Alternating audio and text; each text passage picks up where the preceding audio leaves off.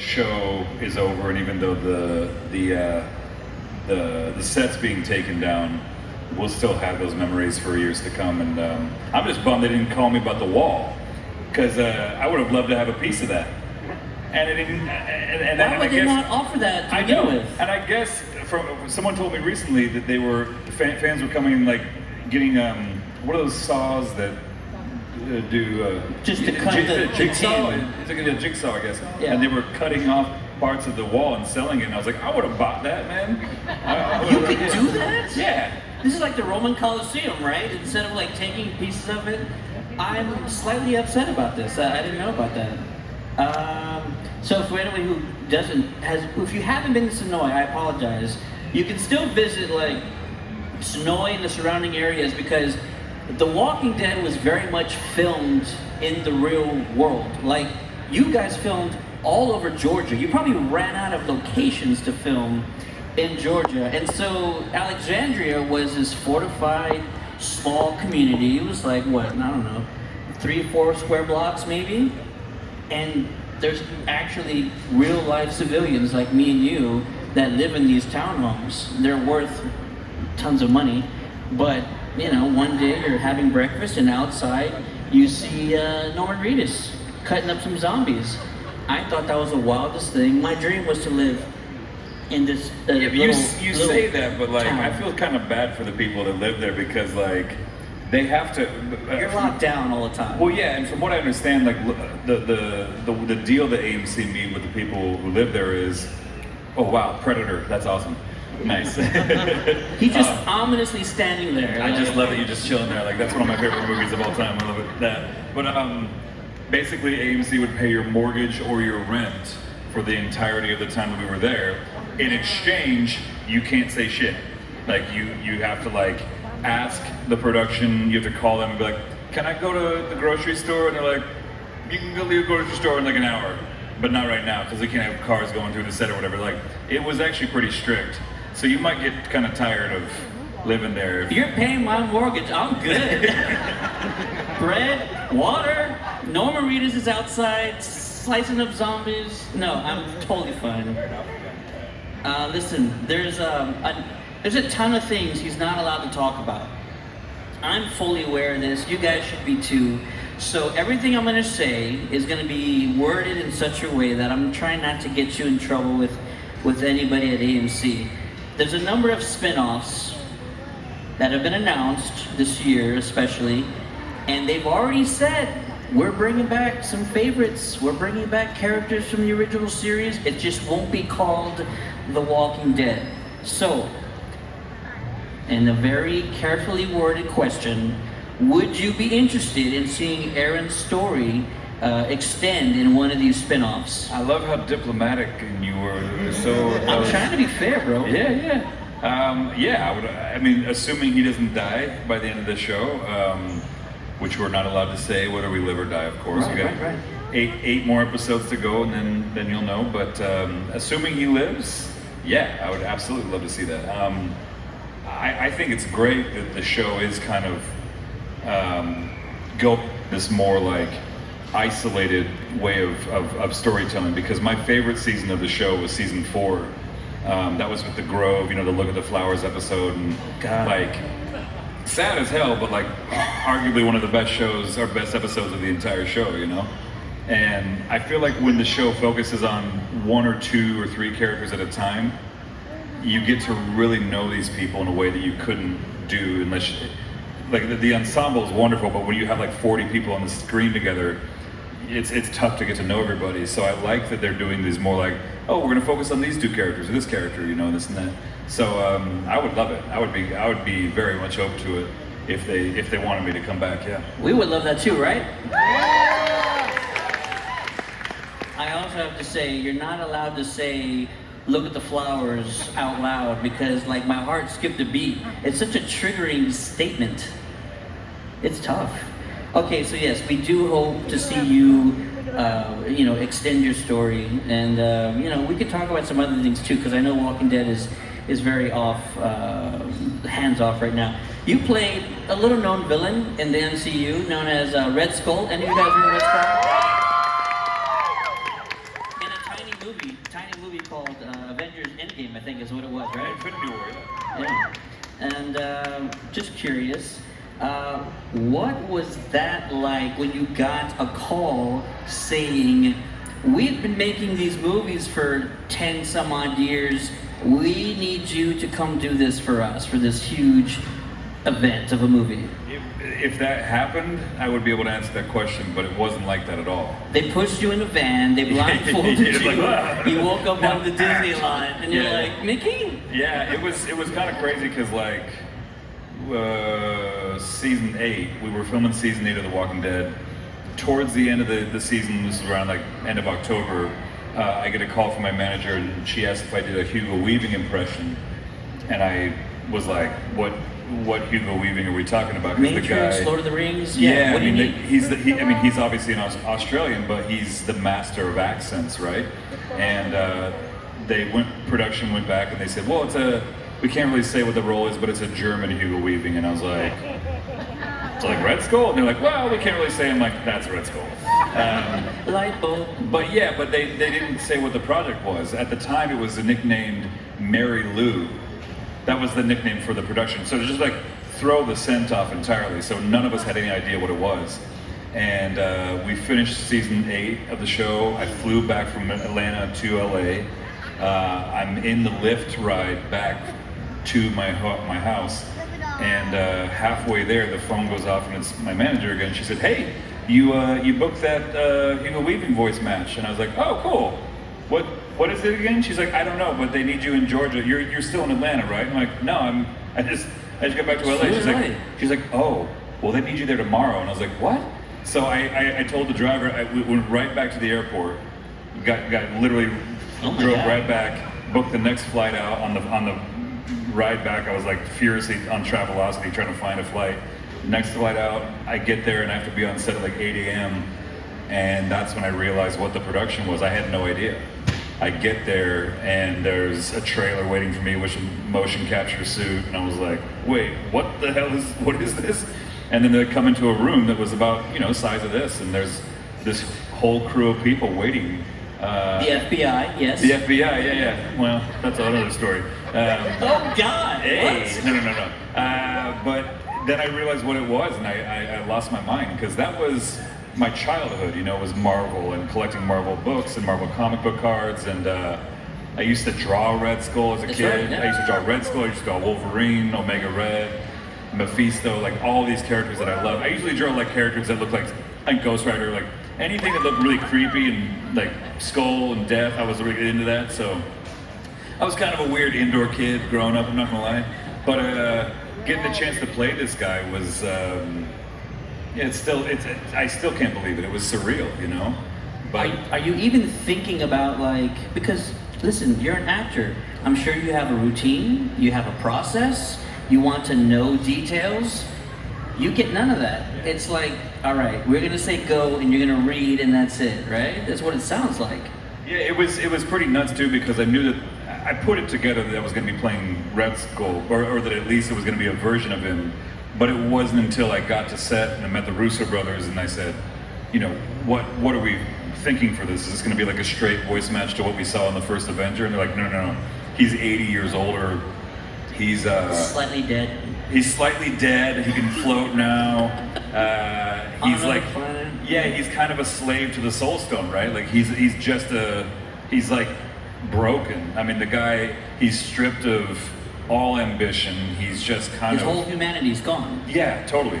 I mean, he's really just kind of this disembodied figure at this point. And so, Was that enough to go on? say again? Was that enough for you to go on? You're like, okay, I can work with that. Well, at first, I'll be honest, I was doing kind of more like a strict impression of what he was doing from the first Avenger, and I think it was Anthony who was like, no, we want you to infuse like a bit of this otherworldly, like omnipotent, all-knowing, because he literally is cursed with infinite knowledge for some reason when he gets fused with the Tesseract. And so I think Andy was the one that said, like, infuse a little Yoda into him. And I said, okay. Not the backward speak. Yeah, I was like, yes. Die you must to get the stone, yes. Like, okay, I'll try it, but Yes! Clap! Capture the stone you must.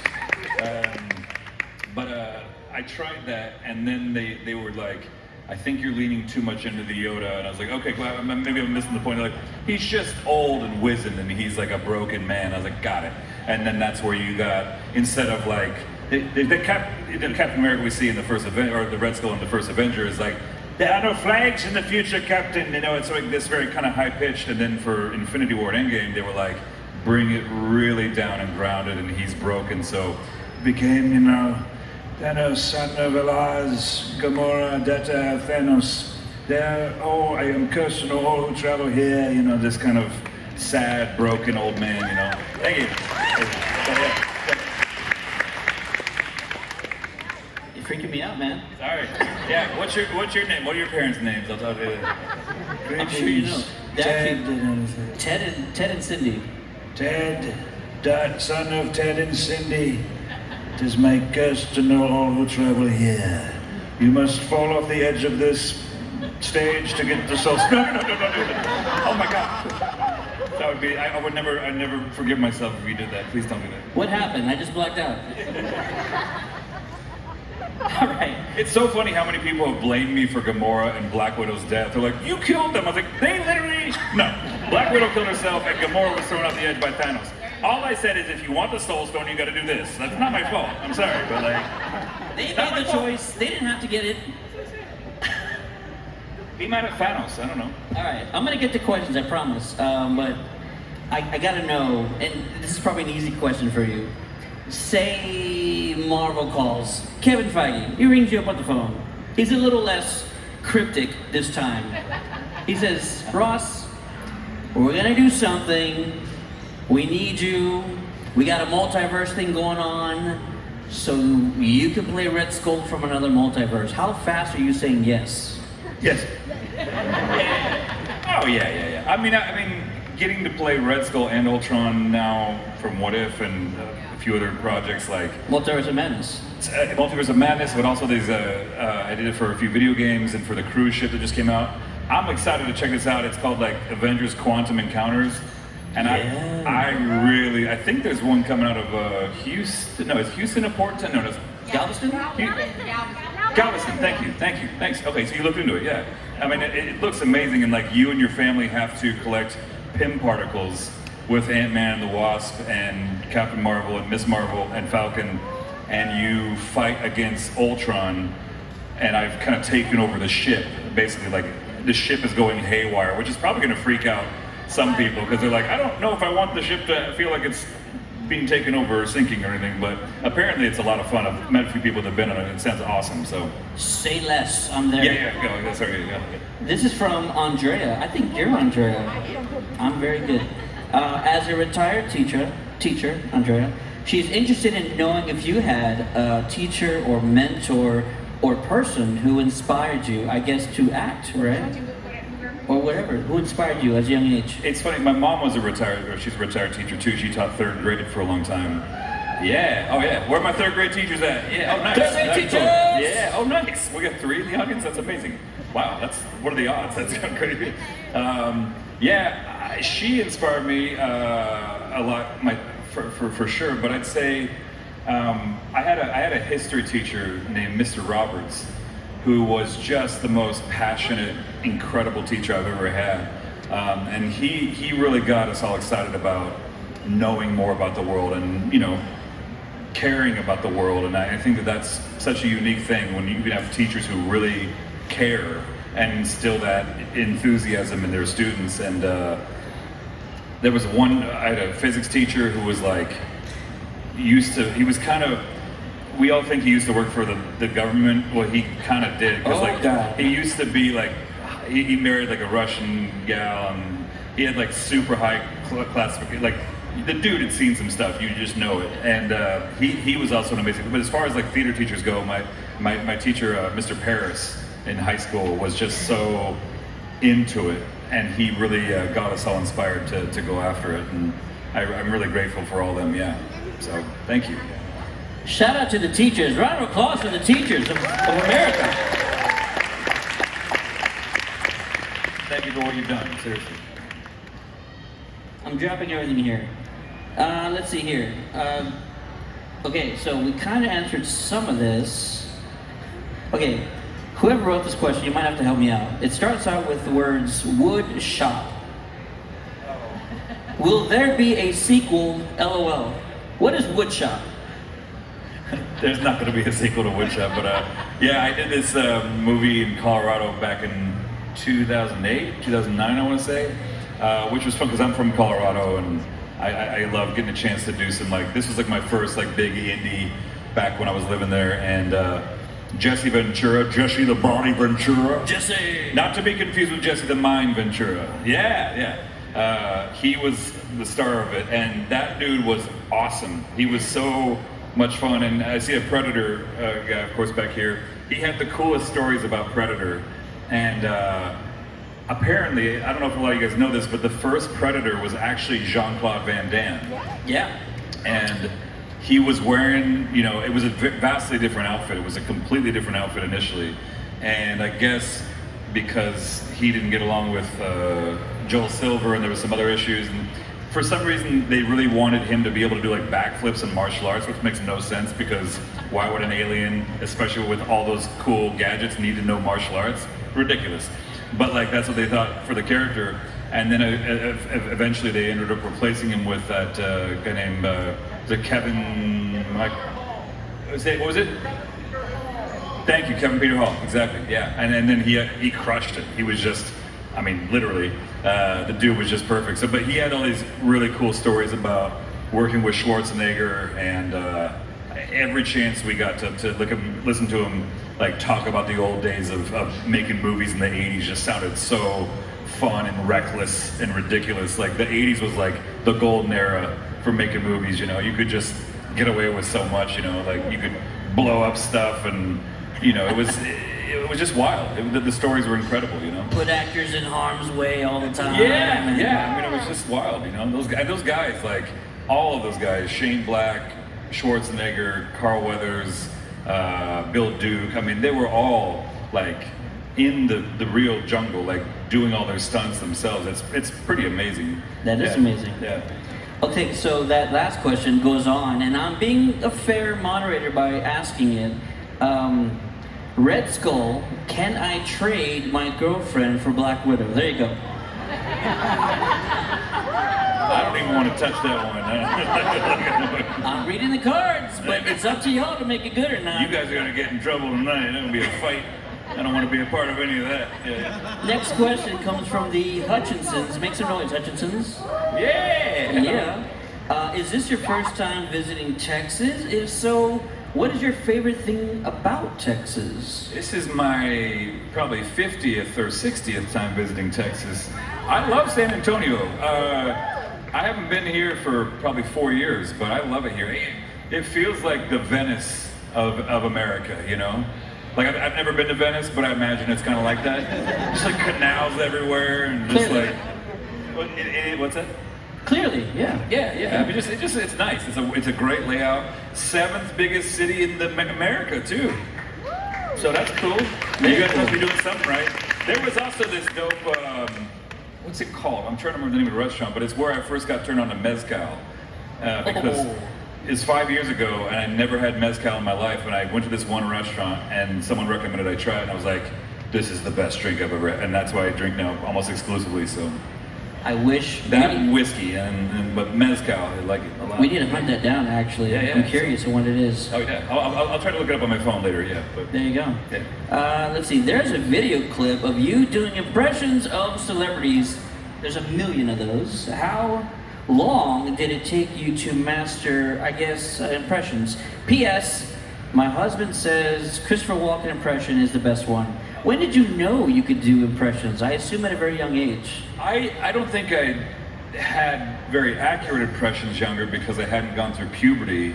The first impression I ever did was Johnny Carson because my parents were, we weren't well off growing up. My dad was working his ass off for us. We had a family of 5, and money was really tight, especially in the 80s. I remember my dad said one year he made $12 grand for a family of 5. you imagine stretching that much money, or that little money, I should say, for a whole year for a family of 5. Like, he almost declared bankruptcy a few times, and there was a lot of fights, let's just say, and they kind of like trickle down economics and trickle down beat downs. Like, my brothers used to beat the crap out of me because, and I realized that my parents like loved, the only thing that made them really laugh was Johnny Carson. And so I thought, as a young age, I was like, if I could be like Johnny Carson, maybe I can make my parents laugh. Maybe my brothers won't beat the crap out of me. Maybe I could just be like the family jokester. And that's where it all came from. And then from there, I just kept at it. And it wasn't until really like, I don't know, 6, 7, no, longer than that, what was I saying, 9 years ago, when I first started doing voice matching work for John Malkovich and Brad Pitt and these different guys, Harrison Ford, that I realized you could actually make a living doing impressions, which I thought was such a wild thing. I was like, people want to give me money to do impressions? I was like, all right, I'll do it, shit, But to sound like real live people? All right, we'll do that. I was like, great. I was like, oh, twist my arm. Okay, I'll do it. All right, fine, yeah. So, yeah, but... What a unique way to get into this sort of skill set. Yeah. It's all pain. It's all pain. Pain leads to creativity. Yeah. Almost, it's serendipitous in a way, Yeah. It was meant to be. Can I talk to you about Invincible? Invincible face. By the way, I was about to do Trump. Where's the Walken fan out there? Look at that. Oh, who's a Christopher Walken fan? Oh, yeah. Wow, Bobby, thanks. I appreciate the question. It was great. Wow. Yeah, so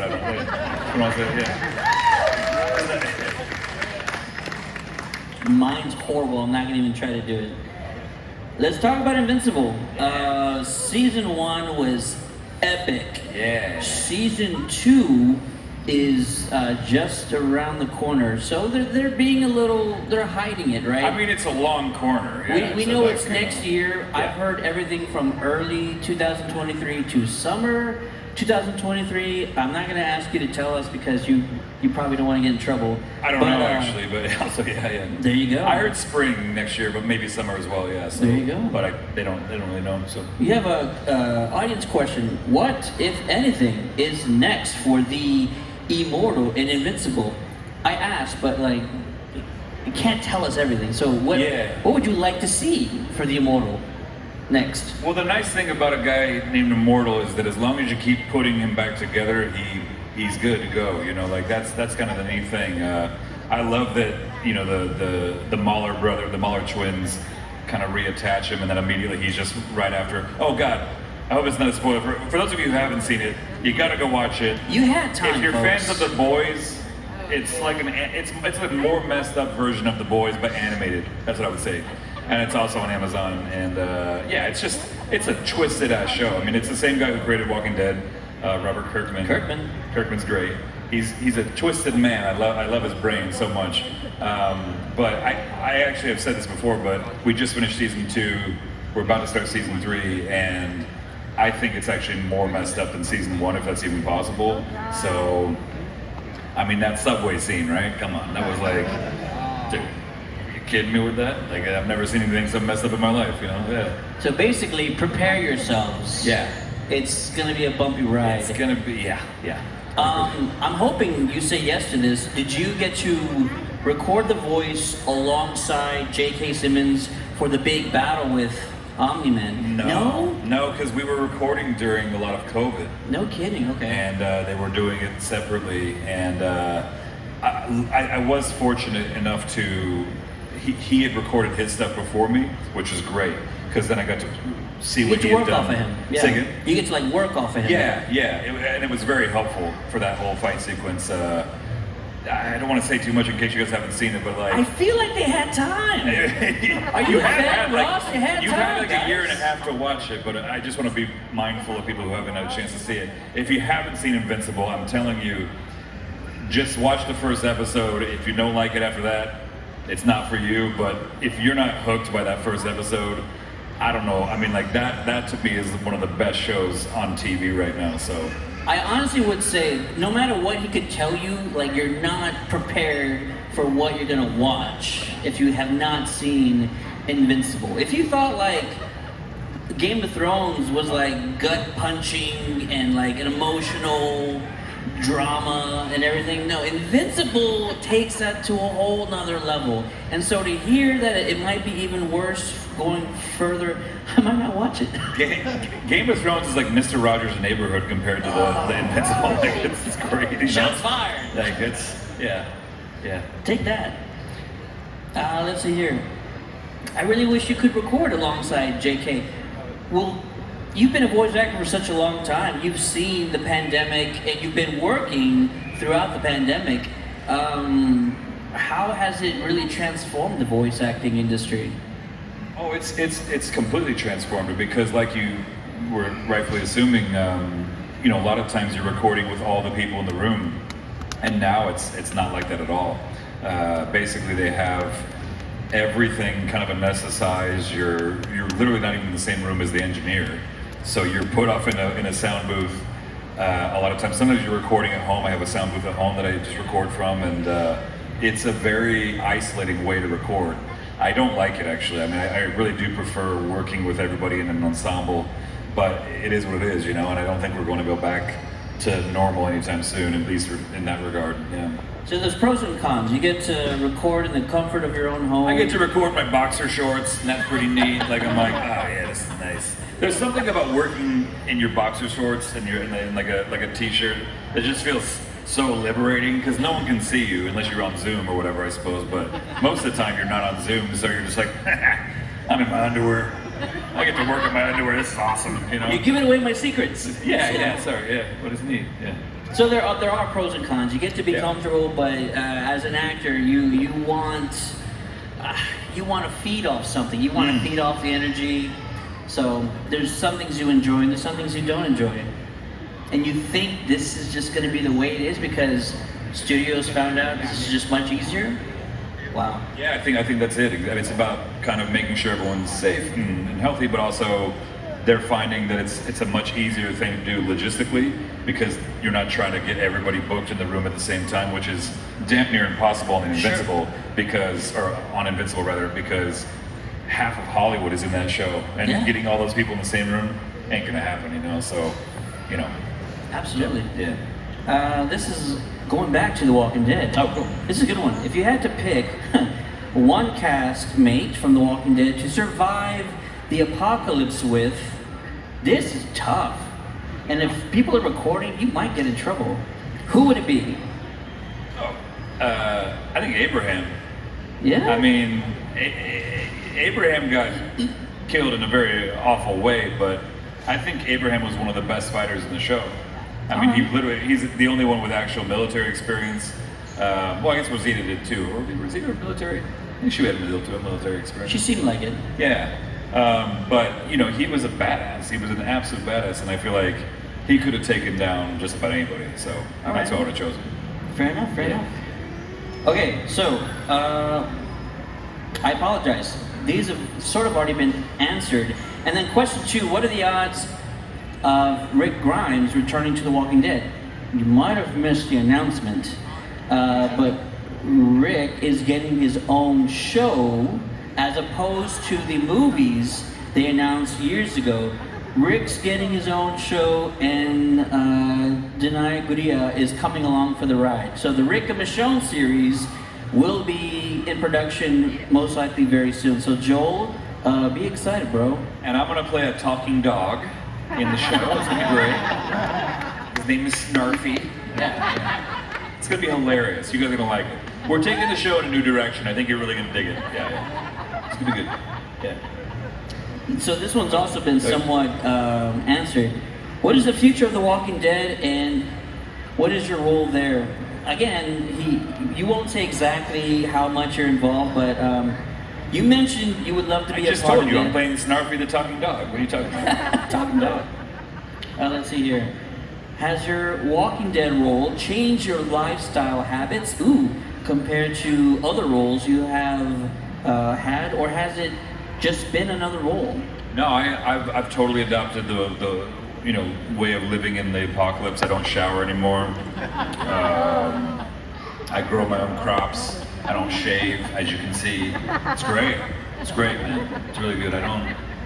I don't shower anymore. Sorry for everybody who's met me today, by the way. I know it doesn't smell great, but I think we're all on the same boat today, am I right? yeah, it's natural, you guys. Come on, don't worry about it. You Natural see animals bathing and showering all the time? No, you don't. We should be more like them. Okay, this is the way to be. We gotta stop showering all the time. It's obsessive and it's not normal. Okay. The apocalypse is coming, guys. That's right. That's right. Get ready. You know. No, I'm kidding. I was like the kid in the front was like, They're like, yeah, it is. like no. No, but in terms of like, I will say this, like, being on that show has made me more of a survivalist and more like mentally prepared for any kind of apocalypse. Like, Wow. I feel like, because I was a Boy Scout and I always, knew certain things about, which moss to eat, which moss not to eat, and kind of how to survive out in the wild to some degree. But after being on the show for 8 years, I'm always looking for ways you can survive any little thing here and there. You never know. You never know what's going to happen. It's a strange time to be alive. So. Speaking as a major fan of the show, because of the show, when I'm out and about, I'm looking for like, is there a zombie around this corner? Yeah. What would happen if like a horde came running down the hallway? What's my escape route? Like literally, I do that because of The Walking Dead. You always need an escape route. You don't ever want to get cornered. Glenn and others have found out that the hard way. Oh. Let's see here. With the final season wrapping, what is one item you kept from the set and why? We know it's not the wall. So we were told by AMC we're not allowed to keep any props or costume pieces. I really wanted to keep my metal arm, my mace arm, but they put it in a truck and they, to ship away to put it at this museum that's in New York right now on display. But the funniest thing about these trucks, a lot of them, the latches on the back are really flimsy.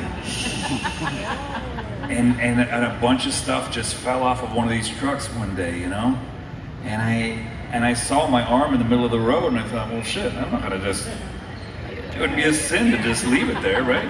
You don't want it to get run over. You don't want to get run over, you could fall into the wrong hands, you never know. Pun intended, and I just figured I should probably take it. It wasn't my fault, I didn't take it, I didn't steal it, So yes, I kept the arm. Yeah. Absolutely. Yeah. If anybody's recording this, erase the last 2 minutes. Of course I kept the arm. That Right thing now. messed up my neck and my back so bad wearing that for all those years. Of course I kept the arm. I wasn't supposed to, but I kept it. And I'm Why- glad I did, yeah. why It's gonna aren't be they on, just- you see like that Terminator 2 arm they got over there? It's gonna be like on display like that in my man cave. Just like this mace arm. I'm like, yeah.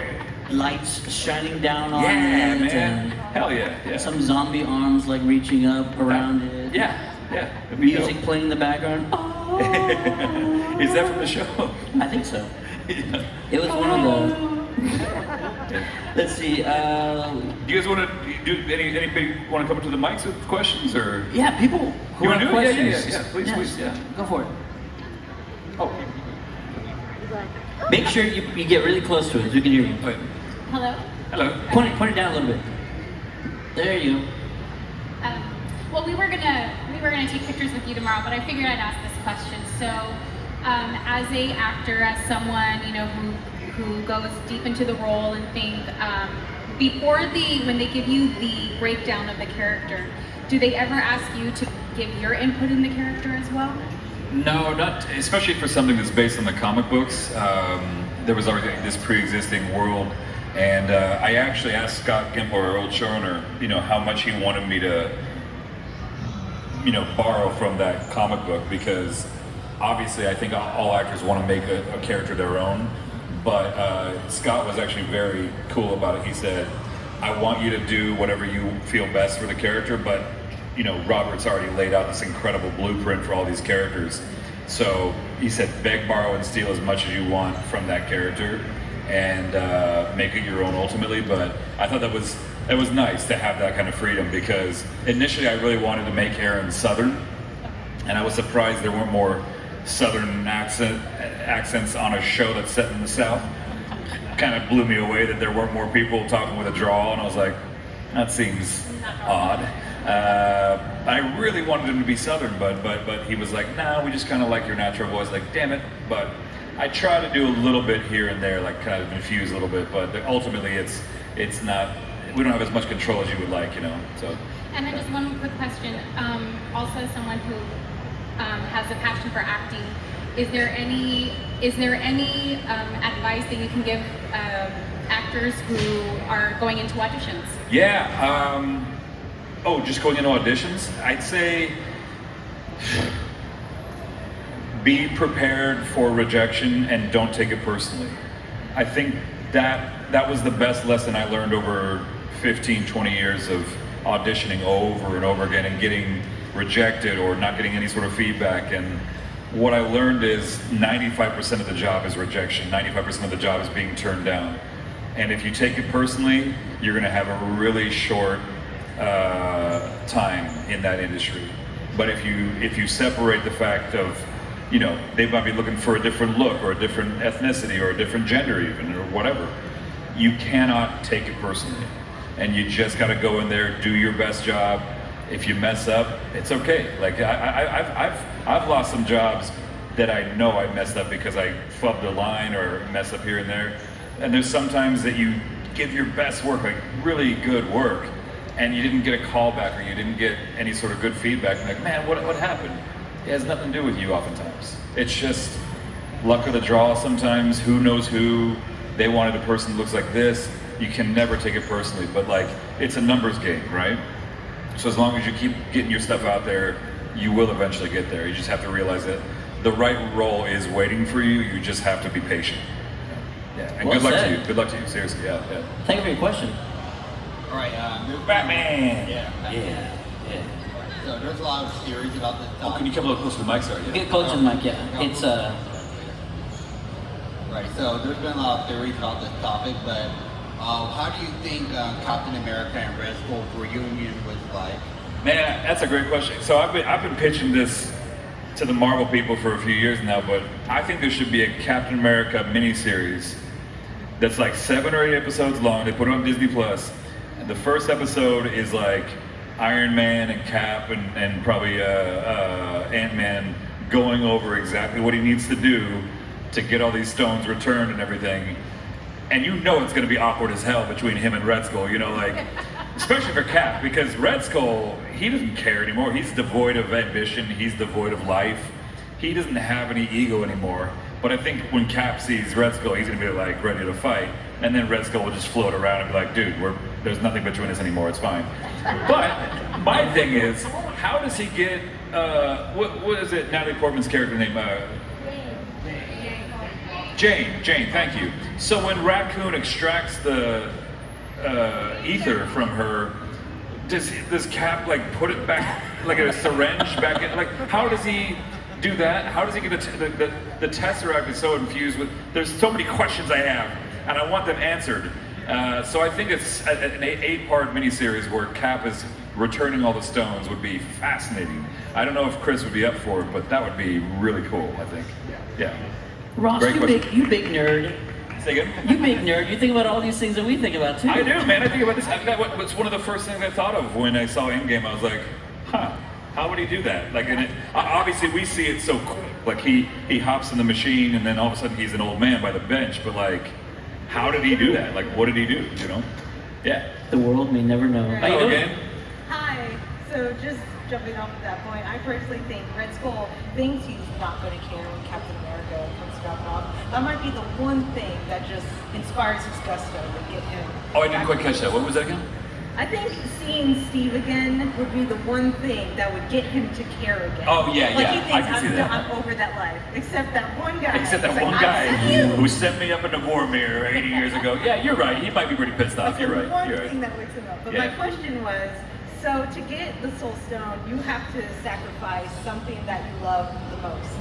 What would it be that you have to toss over that way? Which is a great point. So apparently Black Widow loves herself the most.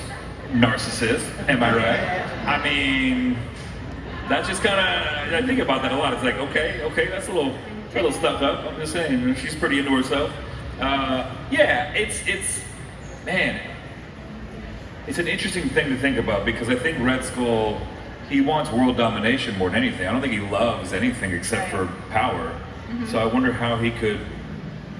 No, but I mean for you. Oh, for me? Like personally, that's a personal question. Damn, man, That's dark. You know what I love more than anything? Sleep. I'm not even kidding you. I've been an insomniac for like 15 years. I usually get 2 or 3 hours of sleep a night. You can probably tell. And like, if I could just find any way to get more sleep, does that answer your question? I guess the thing I love the most in this world is sleep. Yeah. So how would I? That or Mescal. Off your mattress. Yeah, Throw some Mescal off the cliff. So yeah, I would find a way to, I guess, sleep more or sleep less. Yeah. So that's what I would want to sacrifice, I guess. Yeah. Oh, they're kicking us out? What do we do? Oh no. Is that like the Oscars? Is that might get played on stage? Oh man. The zombies are attacking. Thank you for your question.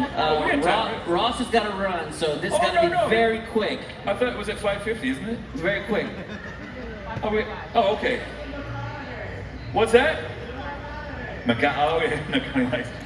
In a second. McConaughey, yeah. Real quick with a question. Go for it. Okay, very quick. I know watching Walking Dead, I cried a lot, and I wanted to know if there was any scenes or deaths that made you quite emotional. Anything that made you emotional that you filmed on The Walking Dead? Oh, well, when Daryl dies. Oh wait, shit. And we're done. Thank you guys. No. I love that joke because everyone's like, what? Yeah, they really kind of jumped the shark when they announced all these shows before we even finished the show. It's like, damn, dude, now we know that these 4 people are definitely going to live. But I think honestly, when Glenn and Abraham died, that was, it was just so insane.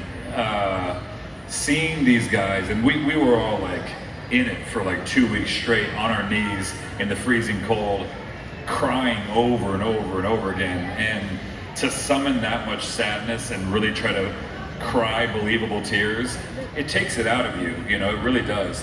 And seeing both of my friends get their heads smashed in, you know, that was the only part that was slightly amusing for me was seeing Glenn after he got his head kicked in, because you know, remember his eyeball was dangling out and it was like hanging there like one of those paddle balls.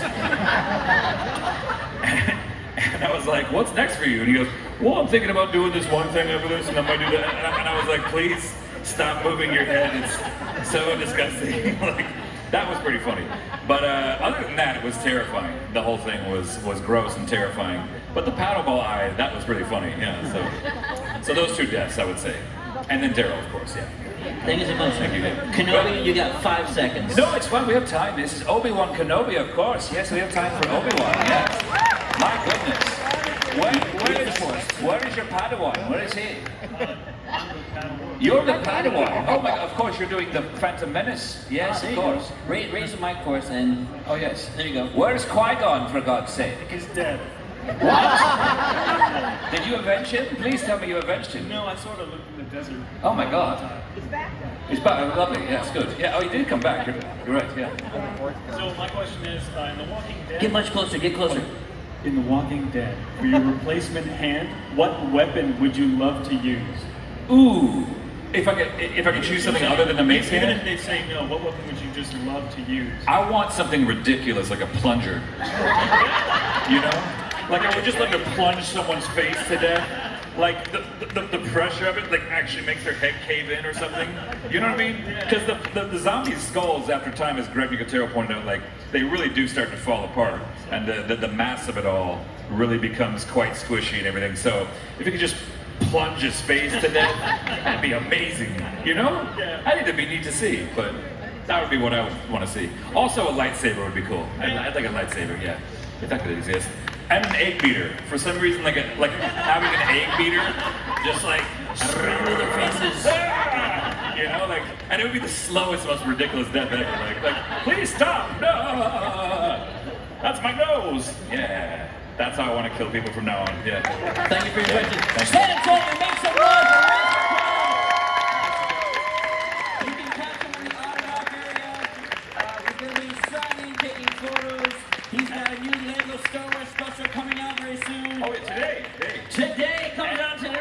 just remembered I was supposed to do a McConaughey for you guys, so I ended on that, but you guys are all right. You know I'm from here. I'm from Texas. You guys are good people. You guys are all right, all right, all right. All right, we'll see you next time. Hey guys, AJ Nyman here. For more Geekcast episodes, subscribe to us on your podcast app and please write us a review. Be sure to like us at Facebook at facebook.com/CountdownCityGeekcast. Follow us on Twitter at ccg_podcast or visit our website at www.countdowncitygeekcast.com. See you later, guys.